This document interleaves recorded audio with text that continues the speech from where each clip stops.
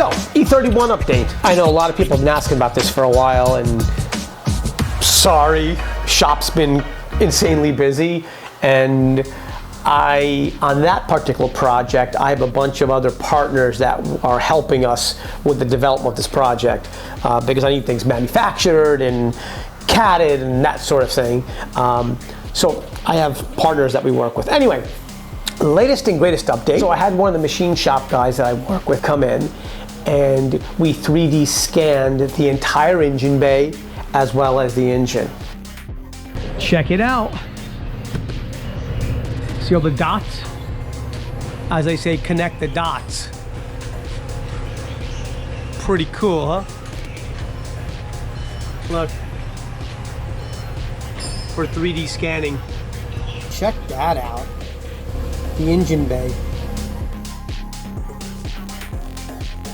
The purpose of this is what we're working on right now, what we have been working on, is making custom brackets, standoffs for the external pump that's going to be used as the oil pump. And it's not a small thing, it's fairly large. Actually, should I get it? Yeah.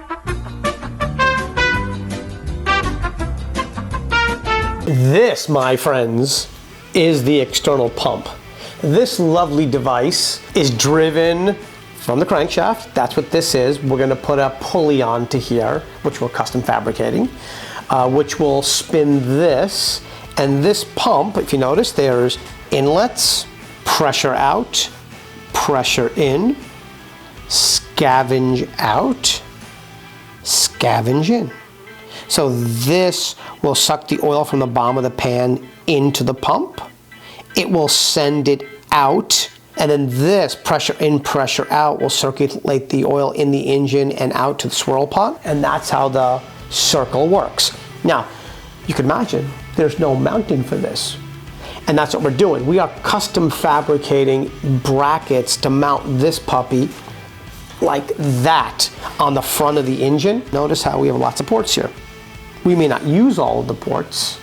You know, the dry sump pan is really designed, I think on that motor, we designed it with 3 or 4 scavenging ports. So I think we're not going to use all the ports here, but the cool thing is we have the ability to. You know, obviously, well, you can't tell, but this thing's kind of heavy. This thing's got to weigh, I don't know, maybe like 30 pounds, maybe. So, you know, I want to make sure the brackets are strong and they're capable of supporting this while it's spinning at about half engine RPM.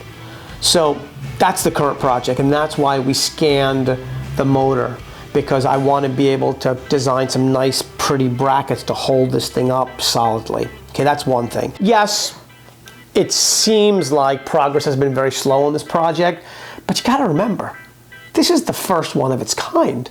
Like, no one on the planet has done this swap before. So I am proceeding slowly but surely, right? I'm proceeding logically, and I want to make sure that we design everything in the right order and in the right way, and not rush through this thing to get it out the door, because I want it to last for a long time and I want him to enjoy it.